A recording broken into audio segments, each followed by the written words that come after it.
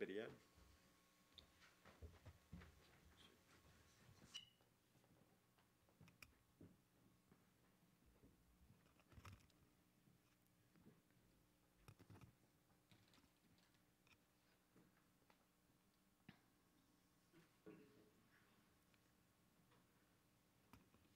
Bonjour à tous. Je suis heureux et pour l'opportunité de partager la parole ce matin. En même temps, c'est toujours une grande responsabilité de partager la parole de Dieu. Et dans ce cas spécifique, il y a aussi, s'ajoute le défi de parler le français en notre langue. Donc, mais c'est pourquoi j'ai prié pour que Dieu puisse nous aider, pour que vous pouvez entendre qu'est-ce que j'ai voulu dire, pas vraiment qu'est-ce que j'ai dit. Mais plus que ça, qu'est-ce que Dieu veut nous dire ce matin, c'est vraiment le plus important de tout. Mais j'aimerais commencer brièvement avec une présentation de nos familles. Il y a une photo de nos familles ici. Je suis marié, ça c'est mon épouse Dagmar. Et nous avons 2 enfants. C'est Sarah, de 6 ans, et Anna Clara, elle est 2 ans. Nous sommes, probablement, vous avez déjà vu la famille ici. Nous sommes tous les dimanches ici et vendredi soir aussi. Mais j'aimerais profiter de ce moment aussi pour donner une parole de remerciement. Remerciement premièrement à Dieu parce qu'avec le déménagement du Brésil pour venir ici au Québec, nous avons vraiment vu la main de Dieu avec nous, à nous soutenir, à nous donner sa grâce de manière incroyable, vraiment. Donc, je suis très reconnaissant à Dieu. Mais en même temps, je suis très reconnaissant à l'Église de Repentigny, parce que l'Église nous a accueillis. Nous avons été accueillis vraiment très bien pour l'Église de Repentigny. Et ça, c'est pour moi vraiment une démonstration de l'amour de Dieu dans l'Église, dans la vie de l'Église. Et je suis très, très, très reconnaissant pour ça. Donc, merci Dieu, merci à l'Église de Repentigny. Nous déjà aimons beaucoup cette Église. C'est pour nous vraiment, nos familles ici. Et je suis très reconnaissant pour ça. Et la question qui vient, c'est pourquoi nous sommes ici. Peut-être, je sais que nous n'avons pas partagé notre histoire avec beaucoup de personnes, donc j'aimerais parler un peu de pourquoi nous sommes ici au Québec. Et cette histoire commence avant de notre mariage, Dagmar et moi. Nous avons entendu un appel de Dieu pour servir le Seigneur comme un missionnaire, comme une famille de missionnaires dans un autre pays. Nous avons entendu Dieu nous parler cet appel pour aller à un autre pays comme un missionnaire. Et dans ce moment-là de notre vie, nous avons répondu à Dieu que oui, nous sommes disponibles, nous aimerions faire la volonté de Dieu, y aller où est-ce que Dieu veut qui en veut, que nous allons. Donc, mais c'est pourquoi, après notre mariage, dans les premières années, après notre mariage, nous avons eu un temps intense de prière. Nous avons prié beaucoup pour demander à Dieu la direction, pour savoir exactement où on doit aller. Et la réponse que nous avons entendue de Dieu, c'est qu'on devrait déménager en notre ville pour avoir l'opportunité de faire les études théologiques dans un séminaire au sud du Brésil. Donc, nous avons déménagé en notre ville. J'ai étudié au séminaire pendant 4 ans. J'ai fait la formation théologique, un baccalauréat en théologie. Et pendant ce temps d'études, Dieu nous a confirmé l'appel pour être missionnaire. C'est pourquoi, quand j'ai terminé mon cours de baccalauréat, j'ai parlé avec la mission de notre association d'église au Brésil pour dire, OK, j'ai vu volontarier, nous voulons volontarier pour être missionnaire, nous sommes prêts à aller comme un missionnaire. Et la réponse que j'ai reçue de la mission, c'est qu'avant d'être un missionnaire, je dois être un pasteur d'une église locale pendant au moins 12 ans d'expérience pastorale. OK, c'était une réponse pour nous. En même temps, j'ai reçu une invitation du séminaire où j'ai étudié pour commencer à travailler dans les séminaires. Parce que le séminaire a commencé un projet avec la jeunesse, comme l'Académie Mouvement Jeunesse que nous avons ici. Donc, ce projet a été en train de commencer et j'ai été invité pour lidérer ce projet. Et c'est pourquoi j'ai commencé à travailler au séminaire. Et en même temps, nous avons reçu une invitation d'une église en implantation qui a eu le besoin d'un pasteur. Donc, j'ai commencé un ministère comme un pasteur dans cette église en implantation. Et bon, nous avons fait ce ministère au séminaire et à l'église locale, à l'église implantation pendant 8 ans. Je pense qu'il y a 2 photos ici. Ça, c'est les premiers groupes au séminaire, les projets. C'est comme l'Académie Mouvement Jeunesse. Il y a aussi une photo du groupe de l'église implantation que nous avons travaillé pendant 8 ans. Et bon, dans ces temps, la famille s'est agrandie, les enfants sont arrivés. Et honnêtement, après 8 ans, j'ai arrêté de penser d'aller en autre pays comme un missionnaire. Je pensais, OK, peut-être c'est ici que Dieu veut qu'on reste, ici au Brésil. L'appel, ça a été pour travailler ici. C'est correct, pas de problème, on peut rester. Je commençais à penser de peut-être aller à un autre pays pour faire une maîtrise pendant 12 ans, 3 ans, peut-être un doctorat, mais après retourner au Brésil et continuer au sud du Brésil pour travailler au séminaire. Ça, c'est quand j'ai reçu un appel de Norton, c'est le directeur de la mission Québec. Norton m'a appelé en juillet 2020, l'année passée. J'ai reçu un appel. Et Norton m'a dit, Gabriel, je suis ici avec François Turcotte, le directeur du séminaire Sembec, et ils ont besoin de quelqu'un pour les aider, pour travailler ici avec eux. Ils ont besoin de quelqu'un pour venir les aider ici au Québec.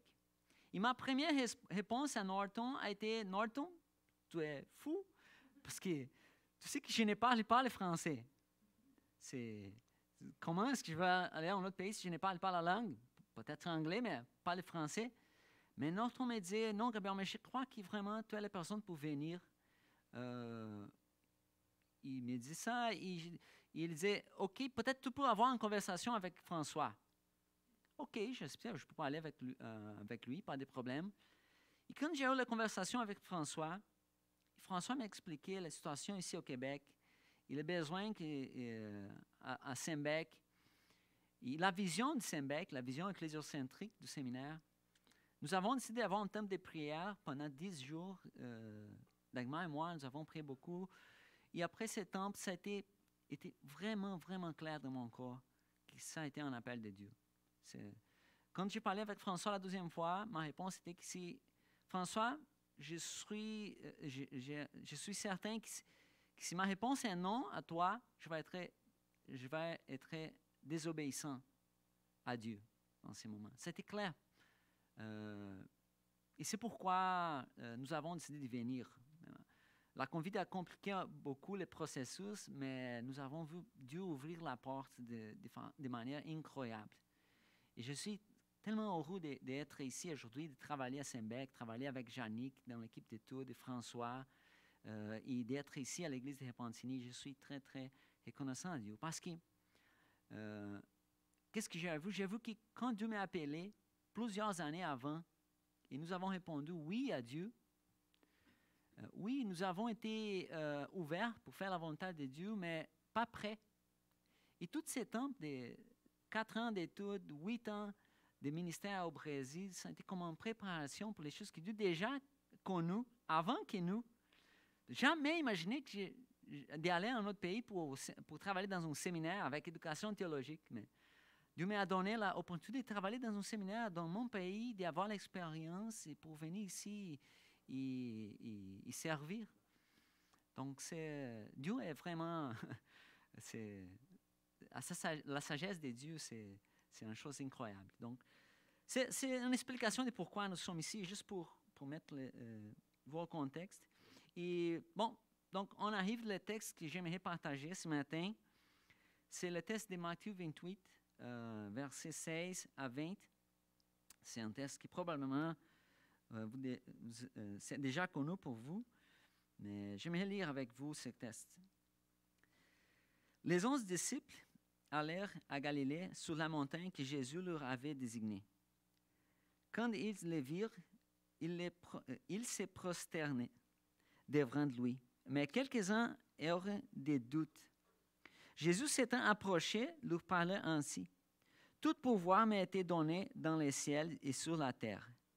Allez, faites de toutes les nations des disciples, les baptisant en nom du Père, du Fils et du Saint-Esprit, et enseignez-leur à observer tout ce que je vous ai prescrit. Et voici, je suis avec vous tous les jours jusqu'à la fin du monde. J'aimerais si on puisse prier notre foi. Merci Dieu pour ta parole. Merci Dieu pour cette mission que tu nous as donnée. Mais merci Dieu, encore une fois, parce qu'on peut voir que tu es avec nous. Merci Seigneur pour ta présence avec nous et merci que tu puisses nous aider à comprendre ta parole ce matin et que ta parole puisse changer notre vie et nous encourager ce matin. Ça, c'est ma prière au nom de Jésus. Amen. Amen.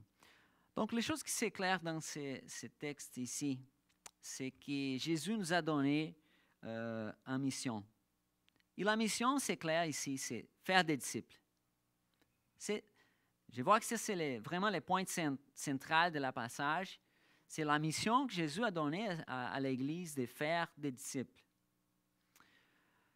Pour commencer à réfléchir sur ce sujet, il faut voir que la mission que Jésus nous a donnée n'est pas une charge, n'est pas un fardeau, une chose mauvaise qui, oh oui, je ne veux pas, mais je dois faire des disciples parce que... Non, mais plus que ça, on doit regarder la mission comme un privilège que nous avons comme Église de participer des choses que Dieu est en train de faire dans ce monde. C'est un privilège de participer avec Dieu de la mission de multiplier l'Évangile, de partager l'Évangile, de bénir les personnes avec les choses que nous avons déjà reçues du Seigneur. Ça, c'est un privilège incroyable, c'est une grande chose, un privilège particulier que nous avons comme Église. Mais oui, c'est vrai que la mission, c'est aussi un impératif. Le verbe ici, faire des disciples, c'est un impératif. C'est une chose qui, oui, c'est une direction claire, une chose qu'on doit faire parce que c'est un mandat du Seigneur à son Église. Et quand on regarde les textes, c'est vrai que le verbe impératif ici, c'est faire des disciples. C'est le point central, c'est les choses plus fortes dans le passage. Quand on regarde le passage dans la traduction en français ou même en portugais, oui, nous avons les autres verbes. Nous avons aller, baptiser, nous avons enseigner. Les autres verbes sont ensemble. Mais dans les Grecs, l'unique verbe qui est là dans l'impératif, c'est faire des disciples. Toutes les autres sont en partitif grec. Yannick pourrait nous aider à expliquer beaucoup clairement les Grecs, mais c'est vrai que les participes grecs, c'est différent des participes en français ou même en portugais. C'est pourquoi nous avons la possibilité de traduire comme un verbe dans notre langue. Mais l'idée ici, c'est que les principaux, c'est faire des disciples. Et les autres choses sont pour nous donner les explications de comment est-ce qu'on peut faire des disciples. On doit aller pour faire des disciples. On doit baptiser les personnes pour que ça, c'est partie du processus de faire des disciples. Et on doit enseigner les choses que Jésus nous a données. C'est comment on doit faire des disciples. Ça, c'est l'explication. Mais elles sont aussi importants parce que pour faire des disciples, il faut aller. On doit aller rencontrer les autres personnes. J'ai vu une prédication de Guillaume Bourrin, je pense que c'est la correcte façon de prononcer. OK, Guillaume, merci, Guillaume Bourrin. J'ai vu une prédication de lui dans ce passage ici. Il a posé le verbe aller d'une façon très intéressante, que je n'ai jamais vu comme ça. On doit aller, c'est le contraire de rester. On ne peut pas rester immobile, mais on doit aller dans compte des personnes pour partager l'Évangile. Et ça, c'est toujours, ce n'est pas seulement aller dans un autre pays, c'est dans notre vie particulière, toujours, quand dans le travail, dans l'école, dans l'université, avec les voisins, les personnes que nous avons l'opportunité de rencontrer, nous avons toujours les opportunités d'aller à la rencontre des personnes pour partager sur le Seigneur Jésus avec eux. Donc ça, c'est pourquoi aller, c'est très important. Mais en même temps, nous avons baptisé. Pour faire des disciples, il faut baptiser les personnes. C'est quoi le baptême? C'est le moment quand la personne est officiellement commence à être partie de l'Église. C'est comme un rituel, un peu dans le bon sens, mais c'est le moment de notre vie quand nous sommes acceptés dans une communauté. C'est clair que bon, j'ai été baptisé, je suis parti dans l'Église. Et ça nous montre aussi l'importance de l'Église pour la mission de faire des disciples. Parce que nous ne sommes pas capables de faire la mission, de faire des disciples seuls. Je ne suis pas capable de faire la mission seul. Moi-même, seul, déconnecté de l'Église locale. On doit faire la mission ensemble, comme Église. L'Église, tout le monde ensemble sont ici avec une direction pour réussir la mission de faire des disciples de Jésus. C'est pourquoi le baptême est très important, parce que c'est le moment que la personne va être reçue au corps de Christ à l'Église officiellement. Et un détail particulier dans ce passage, c'est que quand Jésus a parlé de baptiser, le baptême doit être fait dans le nom du Père, du Fils et du Saint-Esprit. C'est la Trinité présente dans la formule du baptême, si on peut parler comme ça. Mais ça, c'est important parce que la théologie de la Trinité, elle est vraiment importante pour nous. Parce que quand on regarde qui est Dieu, oui, c'est vrai qu'il n'y a pas qu'un seul Dieu. Je ne sais pas si je parlais correctement. OK, merci. Mais il y a seulement un Dieu, c'est vrai. Mais en même temps, c'est Dieu, c'est un Dieu qui est trois personnes en même temps. C'est Dieu le Père, Dieu le Fils et Dieu le Saint-Esprit. Et les trois ensemble, c'est Dieu, c'est la divinité, c'est Dieu. C'est un Dieu, mais trois personnes. Pourquoi ça est une doctrine importante? Parce qu'il y a des sectes et des groupes qui ne croient pas dans cette doctrine. Mais ça, c'est cette doctrine chrétienne depuis le début de l'Église. Pourquoi? Parce que Dieu, c'est un Dieu qui il y a toujours une relation dans la divinité. Pour avoir l'amour, par exemple, quand on parle que Dieu est amour, il faut avoir quelqu'un pour aimer, pour l'aimer. Dieu n'a pas besoin de quelqu'un d'autre pour l'aimer, parce que dans la Trinité, toujours il a le Père, le Fils et le Saint-Esprit dans une relation d'amour depuis l'éternité. Donc Dieu nous a créés pour partager cet amour. n'est pas pour qu'il a besoin de quelqu'un pour aimer, mais pour partager sa essence, son amour avec nous. C'est pourquoi Dieu, on peut parler que Dieu est en même temps est un Dieu communautaire, parce que c'est la communauté du Père, du Fils, du Saint-Esprit. Ça, c'est dans l'essence de Dieu. J'aimerais avoir plus de mots en français pour expliquer ça. J'espère que ça a été clair. Et l'autre verbe ici, c'est enseigner. Parce que enseigner, c'est toujours important. C'est vraiment important qu'on participe de la mission de l'Église. Parce que c'est à travers l'enseignement de la parole, l'enseignement de la vérité, l'enseignement de toutes les choses que Dieu nous a données, sa parole nous a ordonnées. C'est à travers l'enseignance qu'on peut grandir dans notre vie chrétienne pour être formé comme le caractère de Christ, pour avoir le caractère de Christ dans notre vie. C'est pourquoi l'enseignement, c'est très important pour nous aussi. Et dernièrement, nous avons la dimension de la mission.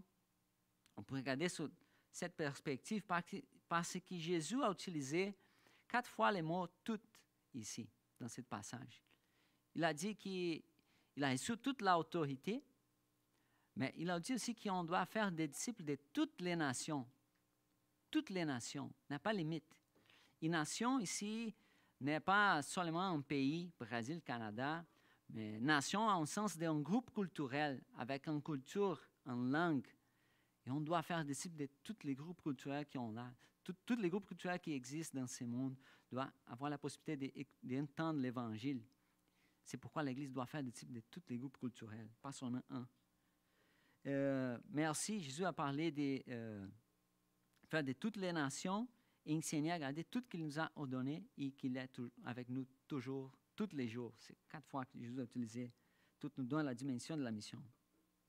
Mais quand on touche ces sujets de la mission, il faut faire attention et avoir un équilibre.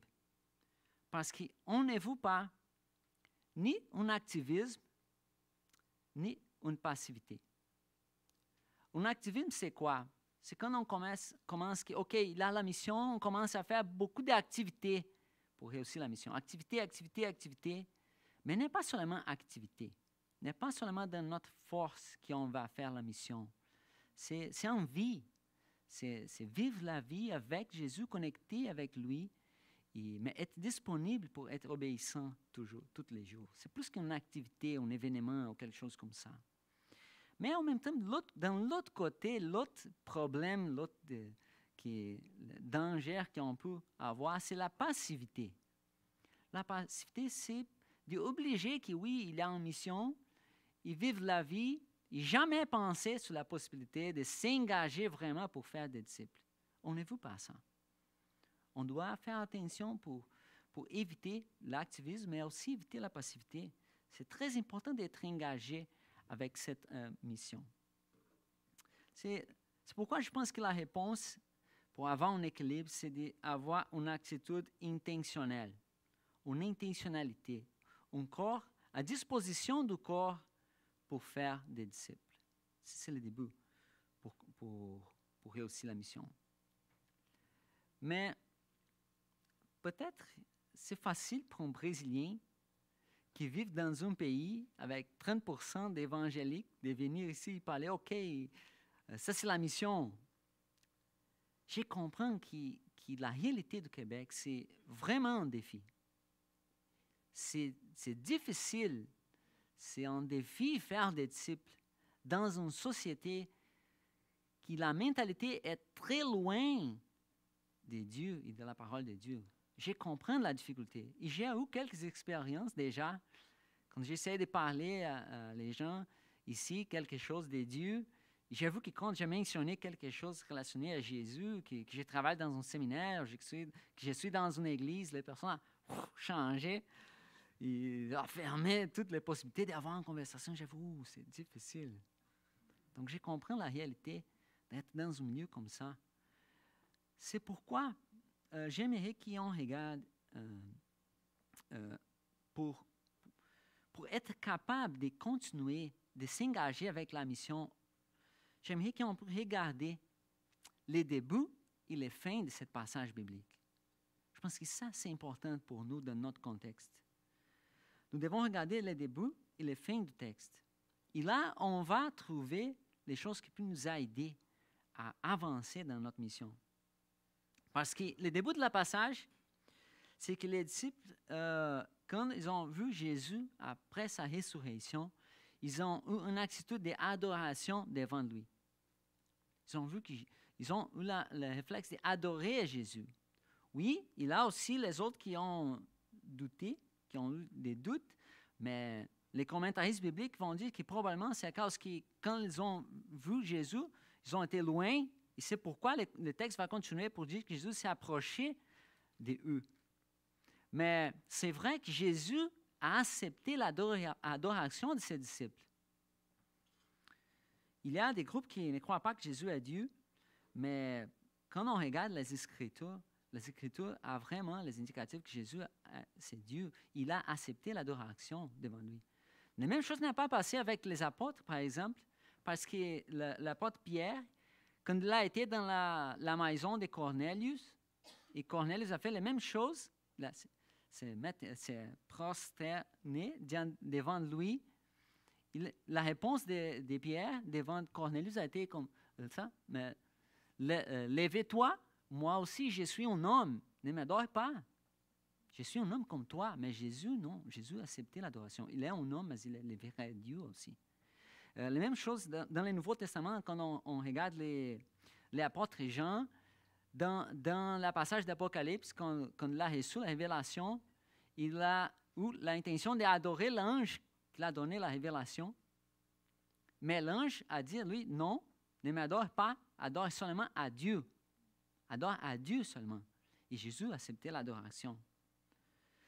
L'autre chose qu'on regarde dans le passage, c'est que Jésus a déclaré qu'il a toute l'autorité. Il a reçu l'autorité sur le ciel et sur la terre. C'est sur toute la création. Jésus a toute l'autorité. Donc, quand on parle de Jésus, on voit qui nous a confié la mission. C'est le roi, c'est le Messie, c'est le vrai Dieu, c'est le Dieu tout-puissant, c'est le Dieu qui peut faire qu'est-ce qu'il veut, parce qu'il est Dieu. Et quand on regarde ça, ça change tout quand on parle de la mission. Ça change tout. Parce que quand on va s'engager avec la mission pour faire des disciples, ce n'est pas ma force. J'ai ma limitation. J'ai beaucoup de limitations, mais je crois que c'est Jésus qui me donne la force. C'est Jésus qui est capable d'ouvrir la porte. C'est Jésus qui est capable de donner les ressources. C'est Jésus qui est capable de me permettre de parler une autre langue. C'est Jésus qui est capable de faire qu'est-ce que nous avons besoin parce que c'est lui le Seigneur de la mission. Et penser, se rappeler de ça, pour moi, c'est très, très, très encourageant. C'est pourquoi j'aimerais encourager l'Église, de se rappeler que c'est lui qui nous a donné la mission. OK, on va faire la mission dans la autorité de Jésus avec lui. C'est lui qui va nous donner les conditions pour faire qu'est-ce qu'il veut. Ça change tout. Ça change tout. Et pas seulement Jésus a toute l'autorité, mais le passage termine avec la déclaration de Jésus qu'il est avec nous tous les jours jusqu'à la fin du monde. C'est la déclaration de la présence de Jésus avec nous. Pas seulement c'est notre Dieu qui a tous les pouvoirs, tout puissant, mais OK, mais c'est où? Non, mais il est avec nous. Il est présent. Normalement, on parle que ça, c'est la promesse, mais je comprends que c'est plus qu'une promesse. C'est une déclaration, c'est une affirmation de Jésus. Parce que Jésus a dit, et voici, faites attention, je suis ici, je suis avec vous tous les jours jusqu'à la fin du monde. C'est une affirmation incroyable, c'est une déclaration de Jésus très, très, très encourageant pour nous. Il est le Dieu Emmanuel. C'est Dieu avec nous. Il est Dieu avec nous. C'est intéressant de voir que l'évangile de Matthieu commence dans le premier chapitre, quand l'ange Gabriel vient pour parler que Jésus va venir. Il l'utilise pour annoncer. Il fait référence à un passage biblique d'Isaïe pour dire que l'enfant qui va venir, il va être appelé Emmanuel. Le mot Emmanuel signifie Dieu avec nous. C'est l'enfant qui va venir, va être appelé de Dieu avec nous. Dans l'évangile de Matthieu, et l'évangile va terminer avec la déclaration, Jésus qui parle, « Je suis avec vous. Je suis avec vous. » L'évangile va commencer avec une annonce que Dieu va venir pour être avec nous. Il va terminer avec la déclaration de Jésus. « Je suis avec vous tous les jours jusqu'à la fin du monde. » Ça, c'est vraiment très encourageant. Ça change tout quand on pense de la mission, que nous ne sommes pas seuls. Nous avons la présence constante de Jésus avec nous. J'aimerais terminer en partageant une expérience que j'ai eue dans les premières années que j'ai commencé à travailler dans le séminaire au Brésil. Oui, nous avons eu plusieurs expériences de voir Dieu dans les petites choses, dans les gros moments, dans les gros défis. Oui, nous avons eu plusieurs expériences, mais cette expérience particulière, ça a été touchant pour moi, ça a marqué ma vie chrétienne et j'aimerais partager un peu cette expérience. Dans les premières années que j'ai commencé à travailler dans le séminaire au Brésil, je travaillais pour planifier avec une équipe un voyage missionnaire pour 40 personnes pour aller au Chili pour un partenariat avec une église locale de la capitale, c'est Santiago, pour faire un travail d'évangélisation.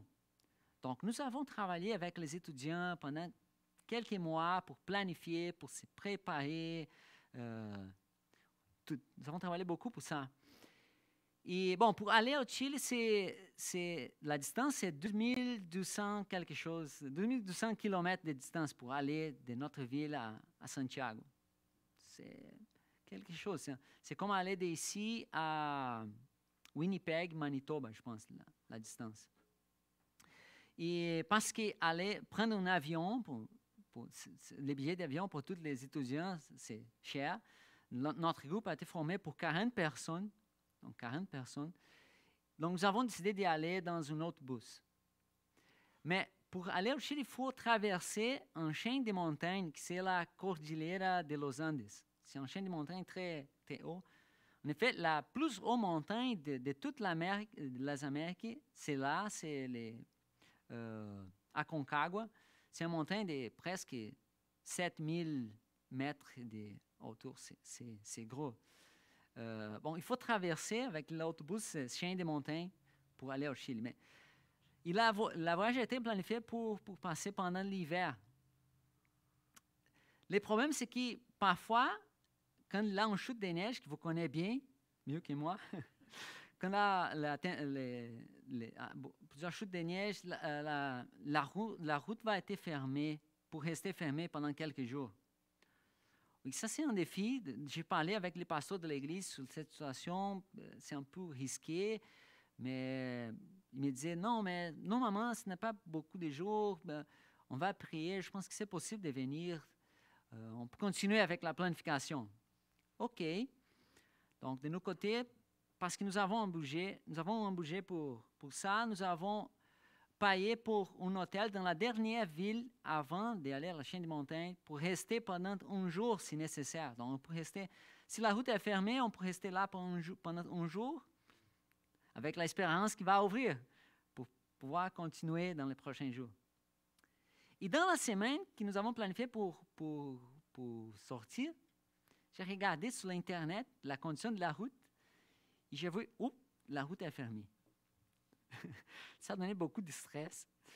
Mais j'attends pour l'autre jour, et l'autre jour, la route est toujours fermée, et les jours de voyager arrivent. Et OK, qu'est-ce qu'on va faire? On va partir, on va aller. Et bon, je pense que vous pouvez imaginer que j'ai appris beaucoup pendant ce temps, pendant la voyage pour, OK, Dieu, mais nous avons planifié tout. Aide-nous, Dieu.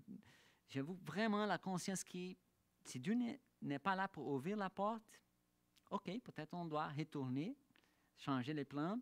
C'est Dieu. Dieu connaît tout, mais nous avons vraiment besoin de mettre la confiance complètement en Dieu pour ouvrir la porte et nous rendre capables d'y aller. Et quand nous sommes arrivés dans la dernière ville, c'est Mendoza, en Argentine, nous avons été pour dîner dans un restaurant. Et quand nous avons entré dans le restaurant avec toute l'équipe, j'ai regardé la télévision, et j'ai vu la nouvelle où les routes sont ouvertes. Dans le même moment que nous sommes dans le restaurant, j'ai vu la nouvelle que les routes sont ouvertes. Donc, vous pouvez imaginer la joie de voir que Dieu a ouvert la porte pour nous permettre d'y aller. Et vraiment, nous avons eu un temps très béni avec l'Église. Nous avons l'opportunité d'évangéliser dans plusieurs écoles, aller dans une prison, parler à plusieurs personnes. C'était incroyable le temps que nous avons eu là, faire un retrait avec l'Église. C'est vraiment encourageant pour nous. Je crois pour l'Église aussi. Mais pourquoi j'ai partagé cette expérience? Parce que je sais que nous n'avons pas besoin de faire un voyage missionnaire. Nous n'avons pas besoin d'aller dans un autre pays.